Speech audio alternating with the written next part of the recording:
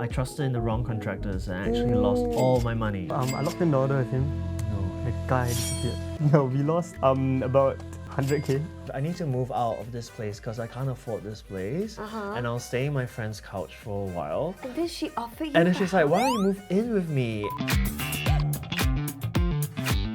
Hello my friends, welcome to another episode of All Facts No Filter. My name is Kim and this is a show whereby we dive into different jobs and industries so that you can kind of see what's out there for you or not, okay? Today we have two guests as per usual and they are holding, I think, one of the, some people say the easiest yet the toughest jobs in the industry. We have entrepreneurs, so Shawn aka Plant Bro as well as Haikkel. So a little bit of background of course, Shawn has been an entrepreneur for a while. Yes. In fact, you said that you started your journey in London. Yes. You started a couple of things, including a theatre production company, Yes. a restaurant, Yes. and also a design company. Is that Yes, correct? yes. Oh my gosh, how do you do so many things all at once?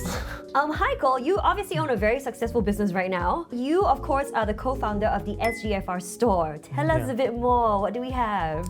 Okay, so SGFR is a candy store, international candy store. We bring in all of like the rare, unique stuff they can't find anywhere else in Singapore. I'm super curious to find out how you guys decided to be entrepreneurs. So maybe we'll start with Shawn. How did you decide to start maybe your theatre company? Was that the first one? Actually, my first company was started at 22. It was for exhibition design for a museum. Wow. And only companies are allowed to tender for it. So I decided to register a company. I got my friends to come in for the pitch. Oh my gosh. I created like 7 emails. I pretended to be an agency. Wow. And then I was bidding against like Saatchi, Ogilvy, Pico. These are really big companies. Yes. And then I was like, you know what? I'm just gonna wing it. I'm just gonna go for it. And if it doesn't work out, at least I tried. But then it was 30 companies shortlisted to 12, and then to 9, and then to 3, and then I won the tender.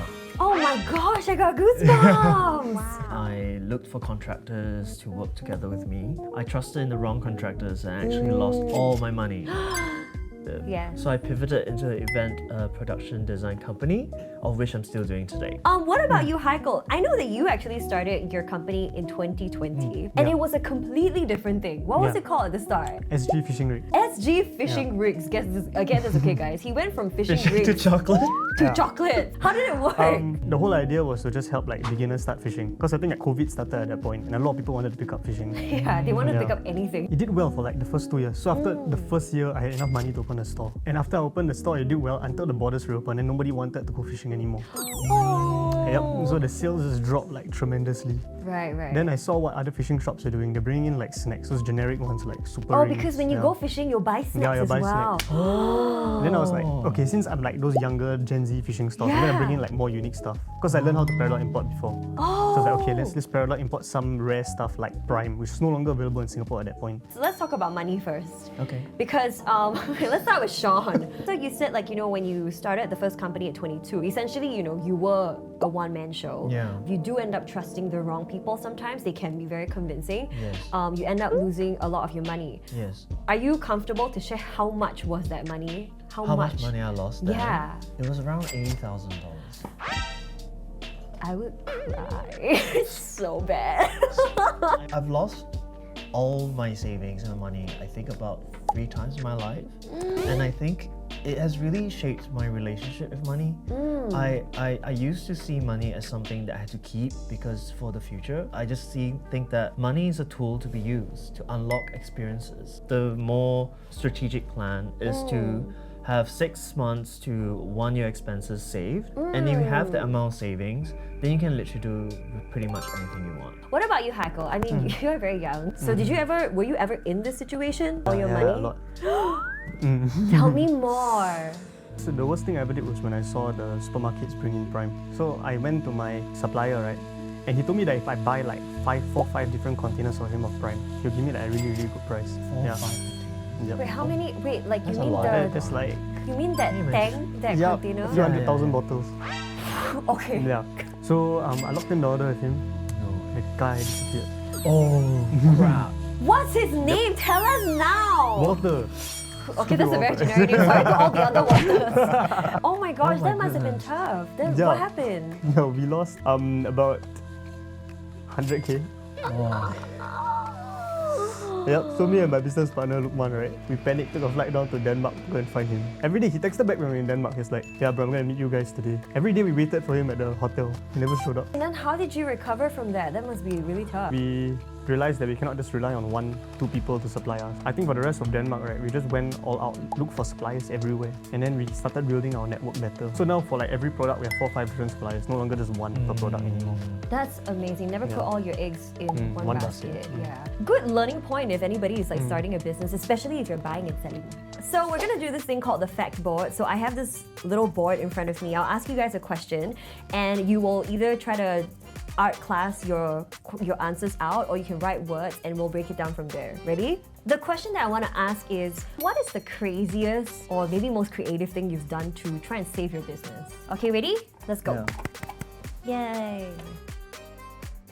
You guys ready? Yep. Alright, why are you checking each other's answers? Okay, we can plug it in. Let's go. Ding. We will start with Haikkel first. Yeah, I want to hear yours. Tell me, what did you draw? Our TikTok algorithm was not as good as it used to be. Because we can always consistently hit about 100k views per video. Wow. Now we're hovering at about 40 to 50s. We need to do something that's like crazy. Yeah, so there was popular streamer iShow Speed Oh came to yeah, Singapore. I remember that. Yeah. What can we do in this stream? Yeah. Our friend that was like involved in the team told us, since we have like at least 30 seconds of speed on the stream, right? What can we do that will give us like headlines everywhere? Then we were like, oh, iPhone is trending, right? iPhone 16 just came out. Why don't we just buy it and give it to him? What? Everybody's gonna think it's dumb, so everyone's gonna record it and put it everywhere. Oh. Wow. Yeah. So that's exactly what happened. So we bought every single newspaper headline. Oh my SGF founders gosh. gave Speed an iPhone. That Yeah. you see, That's that's quite actually smart. really smart. Sometimes you just need eyeballs from another video to get people into your channel to like watch what already exists. Okay, Shawn, what about you? Well, Yeah, people look very happy. Yes. So, Are they? Yeah, they are. Okay. They have to be. No, I think for me it was actually started a restaurant in London as well. It was actually a bakery Right. before, and then I met the owner, and then he really liked me, and he said, "Hey, do you want to buy over this business?" Well, I'm a struggling designer. I don't have money to buy a bakery. He's like, "Oh no, Shawn, I'll sell it to you for £100." And then I was like, "What's the catch?" So the catch was that it was under debt, and there was a lot of contracts tied under his name. The deal was that if I bought it over £100, then it all has to be under my name. Now, the craziest thing I think would be I collaborated with other businesses within the community. So there was a plant shop, and then they put their plants in my store. That's so nice. And then I would speak to all the customers and get to know them on a personal level. I start matchmaking them, and then I think like we really created something really wonderful there. And then from that, they themselves, the customers, started crowdfunding to pay for the renovations. What I learned in business is like if you put people first and you have a good product, sometimes it sells itself as well. That's true. What happened with the bakery in the end though? Because you're not doing that anymore. I tend to be someone that wants to do everything myself. So I was running the event design business And that at the same time. the bakery, and I was also working as a chef. Oh my, what? Yes. Wait, stop, pause. I can't keep up. Because continue. so the thing is that I need to hire people, but I Yeah, don't have yeah, money yeah. to hire. My hours was from 5 a.m. to 5 p.m. at the restaurant, and then 6 p.m. to 1 a.m. doing design. And I also didn't have weekends. So I worked like that for around 2 years, and I became very, very sick. But I was like, you know what, I either carry on this or I put myself first. I just need to get away from this business. at this Work-life point. balance. Yeah, and so I sold it for £100. Who bought it? Well, So you never sold to me for £100. Okay, so you brought up a great point that links me into my next question about people. What was like the biggest red flag you ignored when you had a bad business partner? Okay, ready? We're gonna pick up your boards, put that on, and then we'll discuss. Okay. Let's go. All right, ready? Yes. Let's go! Start with Haikkel. The thing with me when I started out business was that I involved my friends a lot. And then I labeled everyone as a co-founder, even though I started it first. Which doesn't make sense. But I was young, I was 17, so I was like, okay, this makes sense. Because there's people that you hire, right? And then there is your friends. And sometimes they can't get along. So like, there was this one guy, his name is Bruce. His not his real name, fake name. Okay. His entire goal was to kick me out of the company. His goal is to kick you out of the company? Throughout the year. So, that you found it? Yep. I'm so confused, but okay. So he would always tell the other 4 other guys, he always make up stuff about me. What? Then he would tell one guy in particular that, oh, you know, I don't even care about this company. I'm just here to gain experience. Then I'll cash out all the money and do something else. So I don't know why my other friends didn't tell me. But it took a toll on my mental health. Yeah, for sure. Yeah. Because when you're doing business together, you won't get along for certain things. You definitely get into fights. And when I see this, right, I was like, damn, maybe I'm just like a bad leader. And then this guy will come and he'll push me like, yeah, Haikkel, you're just a bad leader. So it really got into my head, especially when I was 18 at that point. Then eventually he's like, Haikkel, you know what, you should take a break. So he took over everything. Right. While I just took a step back and did marketing for about 4 months. And when this guy was in charge, he was doing all sorts of dumb stuff. He was buying nonsense, bringing it into the store. Yeah, he obviously had no idea how to run a business, right? Yeah. 4 or 5 months later, my other friends came back and they're like, Haikkel, we need to fix this, right? The sales had plummeted down.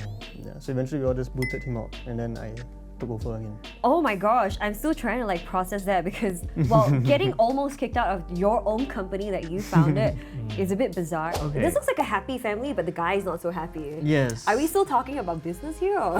Yes, we are. One thing about business is that when you're starting out and when you're broke, you don't have a choice. I had clients come in, but it wasn't very steady flow. And I met this client which was paid really well, but very demanding. Oh gosh. And also kind of overstepping my boundaries. I think that she had feelings for me.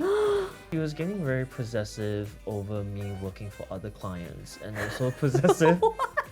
Different, not even the same industry. You know how to make money. But also like calling me at 10 p.m. for like a design change and demanding it to be finished by midnight. That does sound like a regular client though. Yeah, Sorry. but after that, like after I've done it, then she would call me and then say how much she loves my work and she loves me. And I just like, I was uncomfortable, but I was like, I'm broke, I have no choice. I'll just try to do this as long as I can. And so I had to do it for a whole year. It was so uncomfortable. A whole year? It was so uncomfortable. Oh, no. Wait, so how did you break up with her? So she's smiling because at one point I was like, oh my gosh, I need to move out of this place because I can't afford this place. And I was staying in my friend's couch for a while. And then she offered you And then she's like, why don't you move in with me? And then we can have meetings together. And then like we can do the work, you know, so it'll be faster. What work? Obviously I said no. I didn't. But over time, as I got more clients, then I basically fired her. As in, like, I told her that I couldn't work with her anymore. Oh But it was very uncomfortable. gosh. But sometimes when you're broke, you really don't have a choice. Well, that's tough. Okay. I'm glad you're out of that Yeah, I'm place glad now. too. I'm glad too. Wow, it seems like no matter who we interview, the number one topic or like thing that we keep going back to comes back to having boundaries. But okay, thank you so much for sharing all of that. So every single episode, we do this thing called Jobs Tryout, and I have no idea what's gonna happen. They make me do something and I just have to do it. So tell me, what do I do today? Okay, so we're gonna give you an item and we want you to sell it to us, and then we'll look at your business skills. Give it to me, it's my job, literally. Oh, let's see. What is this? Oh my gosh, so cute! Twin pet bowl. Guys, look at this beautiful, ergonomic, and neutral colored twin pet bowl. Now, number one, the color is neutral, so it can fit into any background, regardless of your home furnishing. And because it's a twin pet bowl, you can either use it for 2 different pets, or you can have water and food all together. How good is that? You don't have to use it for your pets too. You can use it to put like accessories, or maybe you don't have those plates, right, that separate out. I don't like my foods to like touch each other, so you can have rice on one side, and then your dishes on one side can be mapo tofu on this side.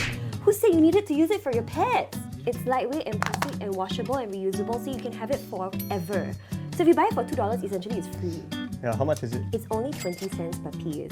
But I can sell this at a very beautiful pet store for $19.90. That gives you, I cannot count how many 100% of like, revenue already. Okay, wait, what's stopping me from going into the pet store, right, and just getting 2 bowls? If you buy 2 bowls, right, have you seen how circles work? They don't tessellate. This one naturally tessellates itself. What's this? Okay. That's like really. Primary school. I can't I believe don't she know. can think about it on the spot. But circles don't tessellate if you have two pet bowls. Do you have a pet at home? Have you seen how the dogs eat? If the bowls don't join together, it's just gonna like keep going and then it travels like multiple places. Then your bowl is gonna be one here, one here. So like, what are your brand values and like, how is that different from your competitors? You know, everyone's talking about how everything has to be environmentally friendly now, right? So this is actually made from plastic. recycled plastic. Wow. Recycled plastics. That's not the same. It's better than plastic. The pitch is good. 20 cents at $20 is. Yeah. She speaks faster than I think. That's why. That's all part of the trick. Yeah, I can't think. Verdict, would you buy this product or invest in my business? I love your pitch, but I wouldn't buy. Why wouldn't you buy it? Because I'm. Do you not like animals? Do I not like environmental friendly products? Do you not? You have to buy the business. No. The guilt tripping doesn't work. Yeah, that doesn't work on me. Okay. What about you, Haikkel? I think I would. Whoa. You should buy this and put Yeah. this in SGFR. Not only can it put fish bait, You And put candies chocolate. there, you right? can put chocolate for yourself and you can put fish Exactly. bait on the other side. So Yeah, you that's can a fish and you fish can eat bait. like this. Multi-purpose. Okay, We are you know business what? partners. We got We a are good deal. business partners. That's Yeah, right. that's right. Oh yeah, what's your asking? My asking price is going to be I'll sell you 100% of the business and then you do it yourself. I don't want to do this business. Yeah. Very tiring. Alright, that was quite fun. Sorry for the intensity. I love this part of the interview because I think it's where we get a bit more reflective. But what are 3 best things about your entrepreneur journey so far? And also, what do you think is the one biggest mistake that you've made that stuck with you? Maybe you regret it even until today. Greatest things that happened was one is like the network and the friends I made. Second thing is actually respect that you get from everyone around you.